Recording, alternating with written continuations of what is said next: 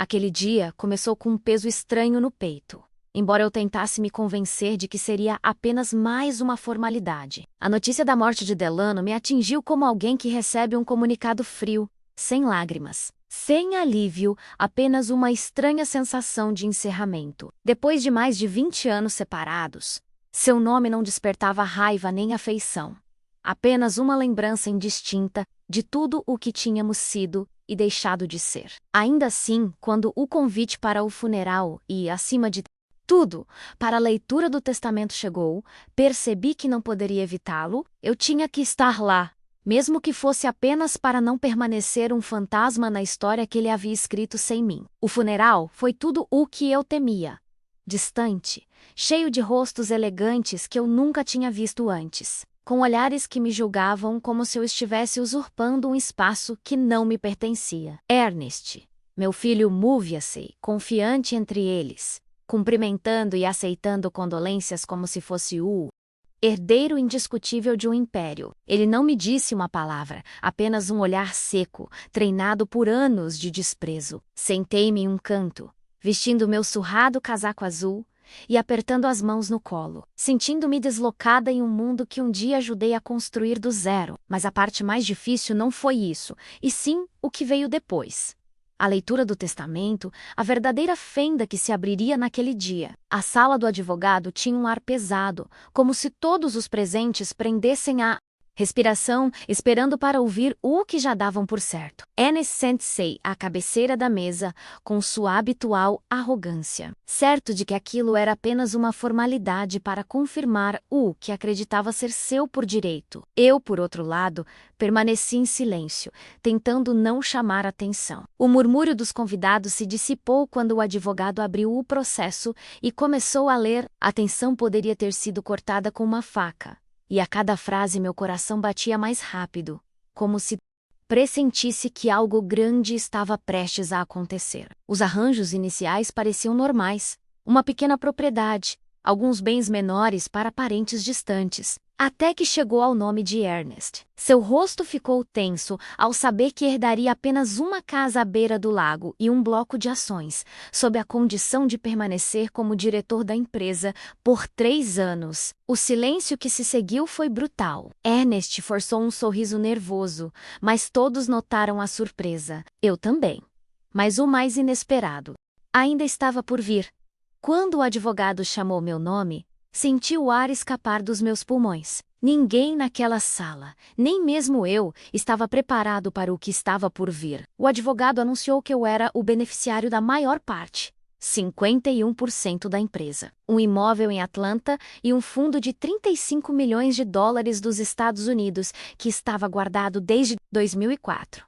O murmúrio na sala se transformou em um silêncio glacial. Senti os olhares me apunhalando como facas, alguns de incredulidade, outros de pura hostilidade. E eu não sabia o que fazer com as mãos, nem mesmo como reagir. Eu tinha vivido tantos anos com tão pouco que ouvir tal número parecia irreal, como se alguém tivesse confundido meu nome. Mas o advogado não parou.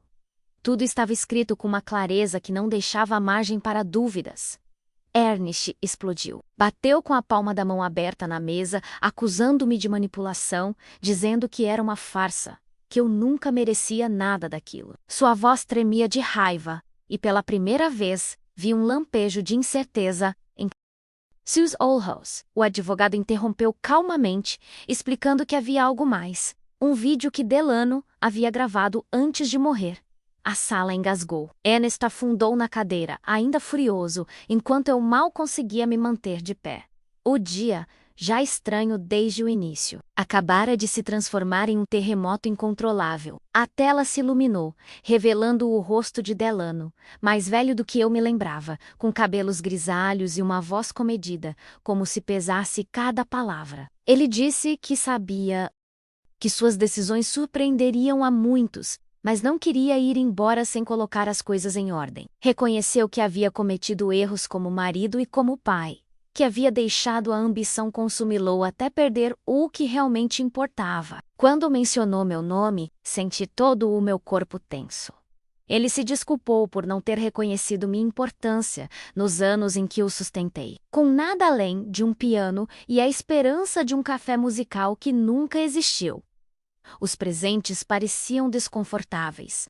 Alguns baixavam o olhar, outros observavam Ernest, que se remexia na cadeira como se aquelas palavras fossem um castigo direto. Delano falou sobre como a empresa, na verdade, havia sido construída com base no sacrifício silencioso de alguém que ele nunca havia apreciado plenamente. Ele disse que queria que meu nome fosse gravado como parte desse legado, não como uma nota de rodapé apagada. Cada frase era como um peso caindo sobre os ombros de Ernest, que tentava manter a compostura, mas não. Conseguia esconder a fúria que se avermelhava em seu rosto. Quando o vídeo terminou, a sala ficou em um silêncio constrangedor, como se ninguém soubesse como reagir. Fiquei imóvel, olhando para a mesa, sentindo um turbilhão de emoções que não sabia como classificar. Não era alegria, nem tristeza. Era algo mais profundo. Uma espécie de validação tardia, como se alguém finalmente tivesse reconhecido tudo o que eu havia passado nos anos em que estive sozinha, com um filho pequeno e um coração partido. Ernest, por outro lado, não conseguiu se conter. Levantou-se, gritando que tudo era uma manipulação, que seu pai não estava em seu perfeito juízo, que o testamento seria contestado. O advogado o observava calmamente, como se já esperasse aquela reação. Eu não disse nada. Não precisava me defender. Pela primeira vez em muito tempo, senti que não precisava justificar quem eu era ou o que tinha feito. Estava tudo ali, na voz de Delano, naquelas palavras que ninguém podia apagar ou negar. A raiva de Ernest me percorreu, é claro, porque ele era meu filho, afinal. E vê-lo desmoronar doeu. Mas eu também aprendi ao longo dos anos que ele havia escolhido um caminho diferente, moldado pelo conforto e pela frieza do pai. Naquele dia, diante de todos, a história estava sendo reescrita, e tudo o que eu precisava fazer era estar lá. O advogado fechou o arquivo e concluiu a leitura. Mas ninguém se moveu imediatamente. Era como se todos precisassem de alguns segundos para processar o que tinham acabado de testemunhar. Levantei-me lentamente, peguei minha bolsa e caminhei em direção à saída sem olhar para trás. Eu sabia que os sussurros começariam assim que eu saísse do tribunal, mas também sabia que não me importava mais. Por décadas, carreguei o fardo de ser o invisível, o descartado, o que não contava. E agora, mesmo sendo tarde, aquela voz gravada havia mudado tudo. No corredor, encostada na parede do Chimie, levar por uma lembrança os anos 70, quando Delano ainda tocava piano em pequenos bares e sonhava em abrir um café musical. Eu o acompanhava por toda parte, vendendo ingressos, limpando mesas, fazendo o que fosse preciso para manter seu sonho vivo. Havia amor, havia esperança, mas também um fardo enorme. Quando Ernest nasceu, as prioridades mudaram e com o tempo Delano mudou ainda mais. Ele deixou de ser um homem apaixonado para se tornar alguém dominado pela ambição, que se envergonhava de seus anos de pobreza e queria apagar todos os vestígios deles. Inclusive eu. Também me lembrei do dia em que ele decidiu vender o piano para investir em seu primeiro imóvel. Foi como arrancar um pedaço da minha história, mas eu não tive forças para impedi-lo. Com o tempo, as viagens de negócios substituíram os jantares em família, os telefonemas se tornaram ordens e a distância aumentou até se tornar um muro intransponível. As infidelidades acabaram destruindo o pouco que restava, e me vi assinando os papéis do divórcio com um filho nos braços e uma conta bancária quase vazia. Desde então, aprendi a viver com o suficiente, alugando casas pequenas, trabalhando onde podia e construindo uma rotina sem luxos, mas pelo menos a minha. Ernest, no entanto, absorveu tudo o que Delano lhe oferecia. Cresceu cercado de conforto e poder. Aprendeu a desprezar a simplicidade e, aos poucos, passou a me olhar com a mesma frieza com que seu pai me olhava. Tentei me aproximar, manter um relacionamento, mas as conversas se distanciaram cada vez mais, reduzidas ao estritamente necessário. Por isso, naquele testamento, vi Elo explodir contra mim não me surpreendeu. Era o reflexo de anos de ressentimento acumulado, de uma história que ele escolhera contar apenas de um lado. Enquanto caminhava em direção à saída do prédio do advogado, senti uma estranha mistura de leveza e peso. Leveza porque não havia mais nada a esconder. A verdade havia sido exposta diante de todos. Peso porque eu sabia que a decisão de Delano não só me dava bens materiais, mas também uma enorme responsabilidade, incluindo a empresa que ele havia construído. Eu não estava me enganando. Sabia que não seria fácil enfrentar um mundo de executivos acostumados a me subestimar, mas também entendi que essa herança não era um presente caprichoso. Era uma maneira de colocar em ordem o que a vida havia distorcido por anos. Ernest me seguiu, ainda resmungando ameaças de processos e julgamentos. Olhei para ele e vi nele não o homem adulto que era, mas o garoto que um dia me pediu para levá-lo ao parque de bicicleta. Esse contraste me machucou mais do que qualquer palavra áspera. Perguntei-me em que momento exato eu o havia perdido. Se fora por causa do meu silêncio resignado, da atração pelo dinheiro do pai dele, ou simplesmente da soma de tudo. A única coisa que eu sabia com certeza era que aquele dia marcou uma virada para nós dois. E naquele momento, pela primeira vez em muito tempo, não me senti derrotada. Quando cheguei em casa naquela noite, sentei-me à mesa da cozinha, com uma xícara de chá gelado nas mãos. Tudo parecia irreal, como se eu tivesse presenciado uma cena de outra pessoa. Tive medo de fechar os olhos e acordar com a sensação de que tudo se desfaria, como um erro administrativo que alguém viria a corrigir. Mas não era um sonho. O advogado fora claro, e as palavras de Delano ficaram gravadas em minha memória para sempre. Senti um cansaço profundo, daqueles que não vêm do corpo, mas da alma, de ter carregado por tantos anos um silêncio que agora, de repente, encontrava eco. Naquela manhã, mal dormi. Minha mente viajou por memórias confusas. O som do piano nos anos 1970. Discussões que terminavam com portas batendo. A primeira vez que Ernest me chamou de desnecessária quando eu tinha apenas 15 anos. Tudo voltou à tona, como se a leitura do testamento tivesse aberto uma caixa selada por décadas. E, no entanto, em meio àquele turbilhão, havia uma nova certeza. Eu não era mais invisível. O que Delano fizera tardiamente e com culpa, não. Apagou as feridas, mas colocou meu nome onde sempre deveria ter estado. Os dias seguintes foram repletos de ligações e e-mails de pessoas que nunca haviam se interessado por mim antes. Advogados da empresa, sócios que eu nem sabia que existiam.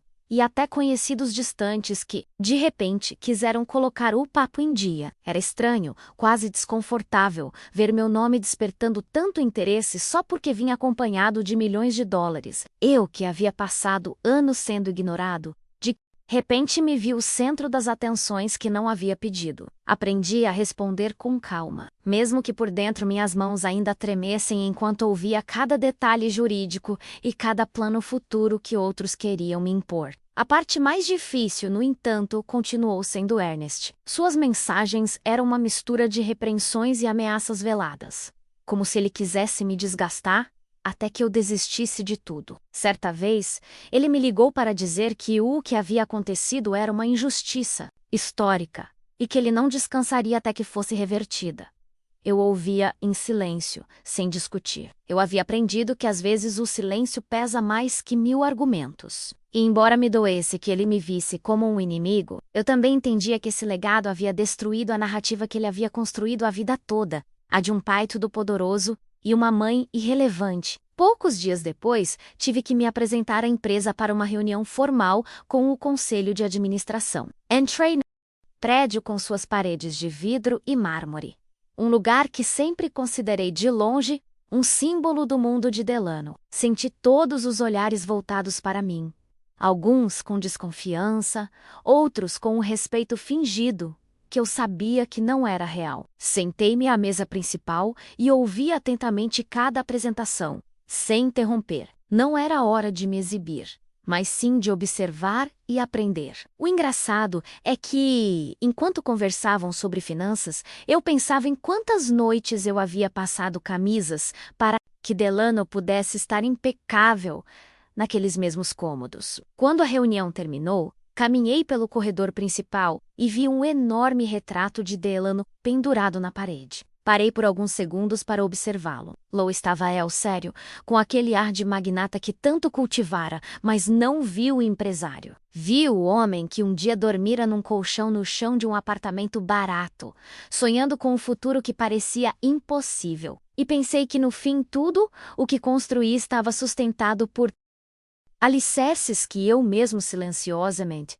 ajudei a formar. Essa certeza me deu uma calma inesperada, como se eu finalmente tivesse recuperado um lugar que jamais deveria ter perdido. Naquela noite, ao retornar à minha casa alugada perto das Smoky Mountains, me peguei pensando em como a vida havia tomado um rumo tão inesperado. Abri um caderno velho, onde costumava anotar despesas domésticas e listas de tarefas. E sem perceber, comecei a anotar o que havia sentido no quarto do testamento. Não era um diário nem uma tentativa de registrar algo. Era simplesmente uma maneira de liberar o que me sufocava. Escrevi sobre o choque, sobre o olhar zangado de Ernest, sobre a voz de Delano naquela gravação. Quando terminei, fechei o caderno e o guardei em uma gaveta, como se com ele eu também pudesse suportar o peso de tudo o que havia acontecido. No dia seguinte, decidi aceitar o convite do advogado para visitar a propriedade em Atlanta, que agora levava meu nome.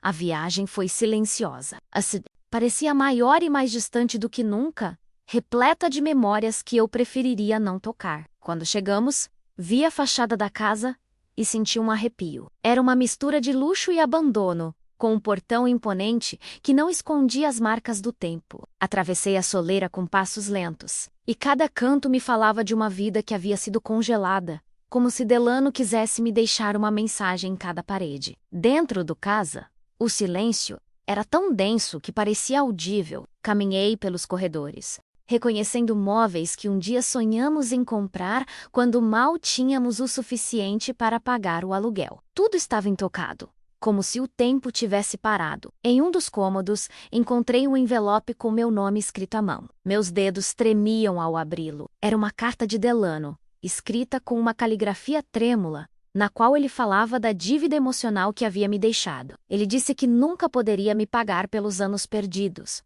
mas que pelo menos queria deixar um registro de como eu havia sido a base de tudo. Ler aquelas palavras me deixou sentado no chão, com lágrimas de alívio ou raiva reprimida nos olhos. Continuei andando até chegar a um cômodo nos fundos da casa.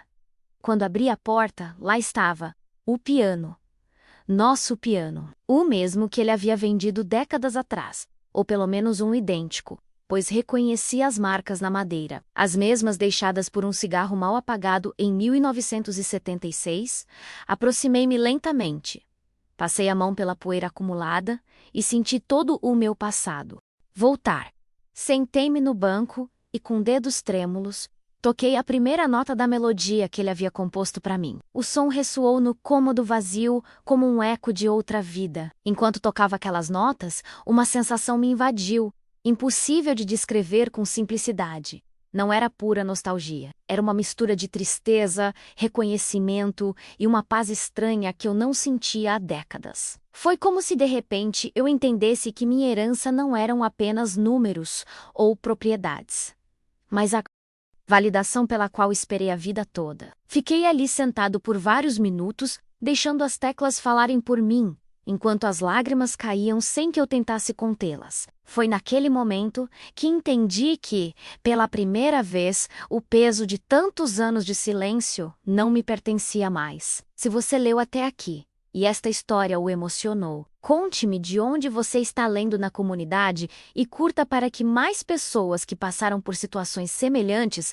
possam se sentir apoiadas. Compartilhar também ajuda a garantir que essas vozes não se percam. Os dias que se seguiram àquela visita foram uma montanha-russa de emoções. Por um lado, eu estava sob pressão dos advogados, gerentes e pessoas que agora me viam como uma figura poderosa. Por outro, sentia que cada vez que fechava os olhos, ouvia aquela melodia novamente, como um lembrete silencioso do que realmente importava. Em meio a tudo isso, Ernest continuou a enviar mensagens hostis, movendo contatos para iniciar processos judiciais, Tentei manter a calma para não ser arrastada pela tempestade, mesmo sabendo no fundo que essa batalha seria longa e dolorosa. Certa manhã, recebi uma notificação oficial.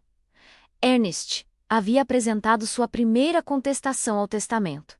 Não fiquei surpresa. Eu já esperava por isso. Mesmo assim, o papel em minhas mãos pesava mais do que qualquer objeto físico. Respirei fundo e liguei para o advogado para confirmar que continuaria, que não tinha intenção de desistir. Não se tratava de dinheiro, nem mesmo da empresa. Tratava-se de algo muito mais profundo, minha dignidade. Embora minha voz tremesse ao dizer isso, eu sabia que era uma luta que eu tinha que travar, mesmo que isso significasse ficar ainda mais sozinha do que já estava. O processo judicial prosseguiu com uma frieza familiar, como quando eu assinara os papéis do divórcio anos antes. Documentos, declarações, datas, tudo reduzido a papéis que pareciam ignorar a vida por trás deles. Cada audiência era um teste de resistência. Ernest se apresentou impecavelmente em seu terno caro e com aquela confiança ensaiada, enquanto eu cheguei usando o mesmo casaco azul que usara no funeral. Não fiz isso por descuido,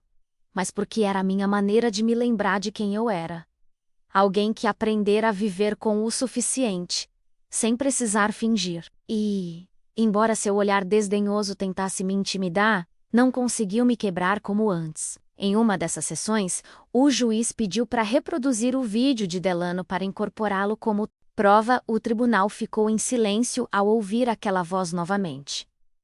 Não chorei como da primeira vez. Desta vez, observei-o calmamente, quase com gratidão, porque entendi que aquelas palavras eram minha maior defesa. Ernest, por outro lado, remexeu-se desconfortavelmente, incapaz de esconder o quão doloroso era ouvir o próprio pai admitir o que sempre negara. Foi um momento difícil, sim, mas também foi a confirmação de que a verdade não podia mais ser apagada, por mais que ele tentasse disfarçá-la com advogados e recursos. Com o tempo, percebi que essa batalha não era apenas jurídica, mas emocional. Cada audiência me lembrava dos anos em que precisei permanecer em silêncio, quando aceitei ser invisível para evitar conflitos. Agora, cada palavra que eu dizia diante do juiz era como recuperar pedaços da minha voz perdida. Havia noites em que eu voltava para casa exausto, me perguntando se valia a pena.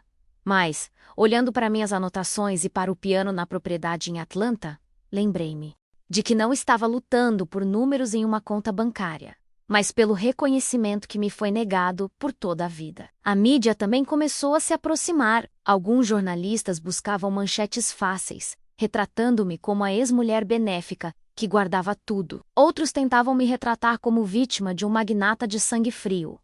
Recusei entrevistas. Não queria que minha história se tornasse um espetáculo. Tudo o que me importava era que, dentro do pequeno círculo da minha vida, estivesse claro quem eu tinha sido. Ainda assim, eu não podia controlar tudo, e ver meu nome em portais de internet era desconcertante. Eu sentia como se as pessoas estivessem falando de mim, sem saber um único detalhe real do que havia acontecido dentro daquelas 4 paredes durante anos. Numa tarde de sábado, decidi voltar sozinha para casa em Atlanta. Precisava de espaço para pensar sem advogados, sem documentos e sem o eco das acusações de Ernest. Caminhei pelos cômodos em silêncio até retornar à sala do piano. Sentei-me novamente em frente a ela como se fosse um refúgio. Coloquei as mãos nas teclas e deixei as memórias fluírem. Em cada nota, senti a presença da mulher que eu havia sido.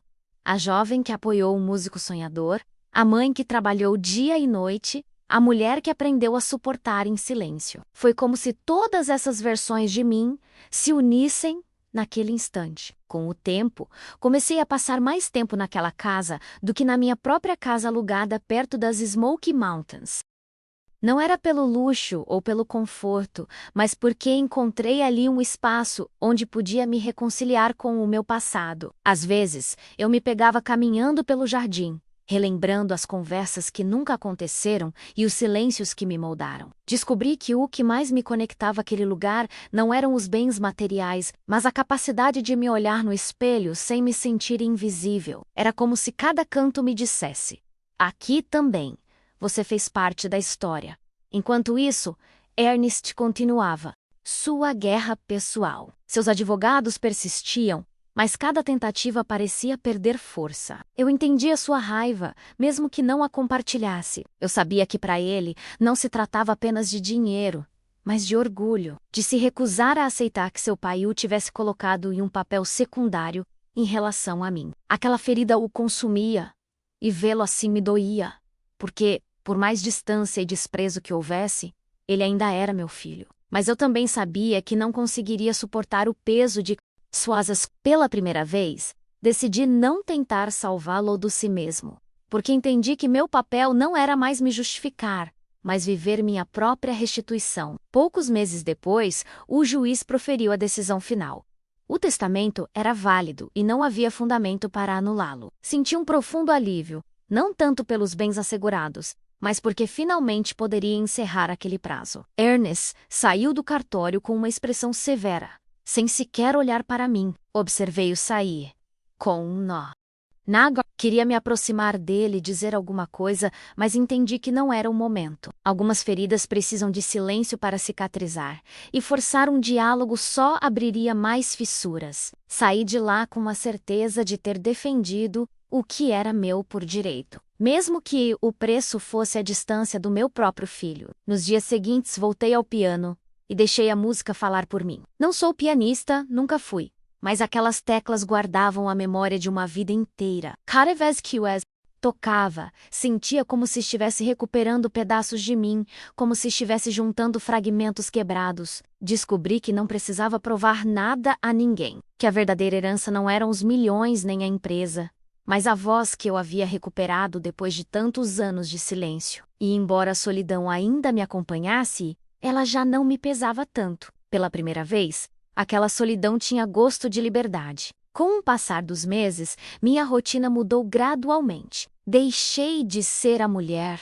que passava despercebida na vizinhança e me tornei alguém procurado para conselhos, reuniões e decisões importantes. No início fiquei desconfortável, mas entendi que precisava aprender a habitar aquele novo lugar sem me sentir culpada. Percebi que a vida estava me oferecendo uma segunda chance, não para reviver o que havia perdido, mas para seguir em frente de cabeça erguida. Cada reunião de negócios, cada assinatura de documento, era um lembrete de que eu não era mais a sombra de ninguém. No entanto, também aprendi a estabelecer limites. Não queria me tornar mais uma versão de Delano, consumido pela ambição e esquecendo o essencial. Comecei a organizar pequenos encontros na casa em Atlanta, com vizinhos, velhos amigos e até alguns antigos colegas daqueles tempos em que sonhávamos com um café musical. Sentávamos ao redor do piano, compartilhávamos histórias e deixávamos a música preencher o espaço. Foi então que entendi que a verdadeira riqueza residia naqueles momentos simples. Sentir que não havia vivido em vão, que cada sacrifício finalmente tinha um significado. Houve uma tarde especial em que abri as janelas da minha casa em Atlanta e deixei o som do piano escapar para a rua. Alguns vizinhos pararam para ouvir, curiosos, e acabaram entrando para se juntar a mim. Ninguém me via como a herdeira milionária. Eu era simplesmente Kimberly, a mulher que havia recuperado algo que julgava perdido. Essa naturalidade me deu uma paz que eu não sentia em tribunais ou reuniões. Percebi que o que eu realmente buscava não era reconhecimento público, mas a sensação íntima de não ter sido apagada da minha própria história. Ernest, por sua vez, se retraiu completamente. As poucas vezes que tentou se comunicar, foi por meio de intermediários, com palavras frias que não diziam nada. Doeu, claro, porque o amor de mãe não desaparece por decreto, mas aprendi a não viver esperando o que ele não podia me dar. Em vez disso, comecei a concentrar minha energia em me reconstruir, em aproveitar os espaços que antes me eram estranhos. Não se tratava de vingança ou retribuição. Tratava-se de assumir meu lugar com dignidade, mesmo que isso significasse seguir em frente sem a companhia do meu próprio filho. Com o tempo, parei de medir minha vida pelo que havia perdido e comecei a medi-la pelo que ainda podia construir. Inscrevi-me em oficinas de leitura na biblioteca local e retomei o hábito de escrever pequenas crônicas, algo que sempre gostei de fazer em Algumas pessoas me incentivaram a publicá-las, mas, para mim, O simples ato de colocar em palavras o que havia mantido em silêncio por tanto tempo foi suficiente. Senti que, ao fazer isso, estava fechando um ciclo de invisibilidade e abrindo outro onde minha voz tinha um espaço próprio. Às vezes me perguntam se estou satisfeito com a herança, como se tudo se resumisse a dinheiro e bens. Sempre respondo a mesma coisa.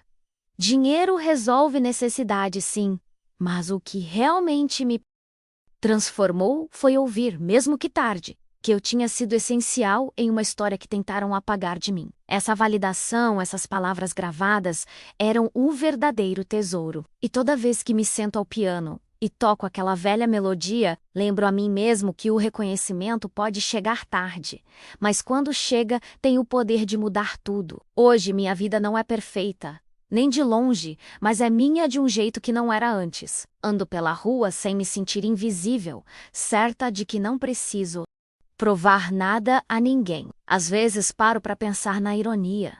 Delano me apagou por décadas, mas no fim, foi ele mesmo quem me devolveu o lugar que me pertencia. Não porque quisesse se redimir para o mundo, mas porque no fundo ele sabia que sem mim nada do que ele construiu teria sido possível. E essa verdade, por mais dura que seja, é o que me sustenta. Aprendi a conviver com as cicatrizes, a não escândal's name, sentir vergonha delas. Porque cada ferida fala de resistência do naites mal. Dormidas, de silêncios que já não me pesam. Se toda essa jornada me ensinou alguma coisa, é que o tempo, eventualmente, coloca tudo em seu devido lugar, mesmo que demore mais do que gostaríamos. E quando me sento ao piano na casa em Atlanta, fecho os olhos e deixo aquela melodia de 1976 tocar como um lembrete. Eu não fui uma nota de rodapé na história de ninguém. Fui uma parte essencial desde o início. Às vezes penso em como tudo teria sido diferente se Delano tivesse tido a coragem de admitir.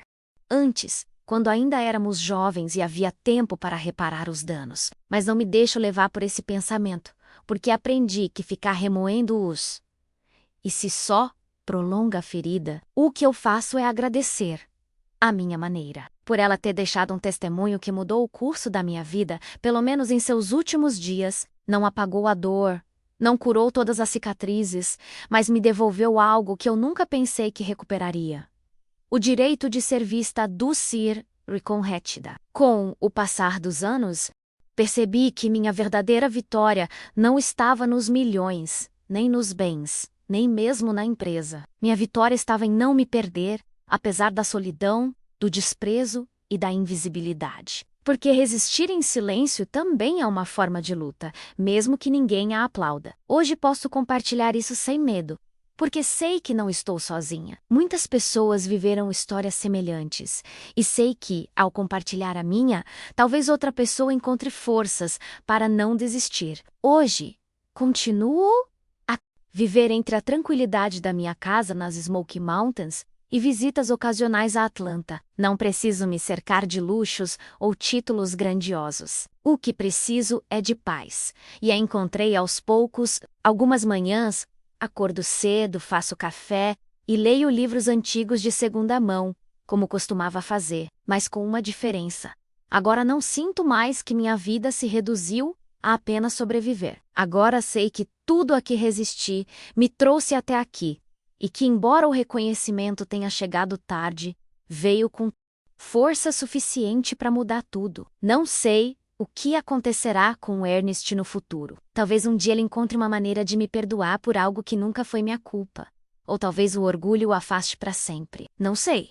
A única coisa que sei com certeza é que a rejeição dele não me pesa mais como antes. Aprendi a abrir mão da necessidade de sua validação e a aceitar que cada um escolhe como encarar suas feridas. Escolhi seguir em frente, sem ressentimento, sem ódio, com a certeza de que, no fim das contas, a dignidade é o maior legado que alguém pode deixar. Hoje, olhando para trás, entendo que aquele dia no escritório de advocacia foi o verdadeiro ponto de virada da minha vida. Não porque recebi milhões ou propriedades, mas porque, pela primeira vez, alguém reconheceu o que sempre foi verdade: que eu havia sustentado os alicerces de uma história que queriam contar sem mim. Essa validação mudou a maneira como me vejo e me permitiu abandonar anos de silêncio imposto. Não ando mais curvada sob o peso daquilo que silenciei. Agora ando de cabeça erguida, mesmo carregando todas as minhas cicatrizes. Se eu gostaria de deixar algo para quem ler esta história, é a certeza de que o tempo pode levar tempo,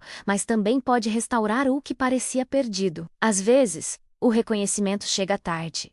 Às vezes, não podemos mais compartilhá-lo com todos que amamos, mas nunca é em vão. Porque quando chega, nos permite respirar novamente, com a certeza de que não éramos invisíveis. E Kimberly J. Talbot. Aprendi isso naquele dia e desde então, tenho vivido com a paz de espírito de que minha história não pode mais ser apagada.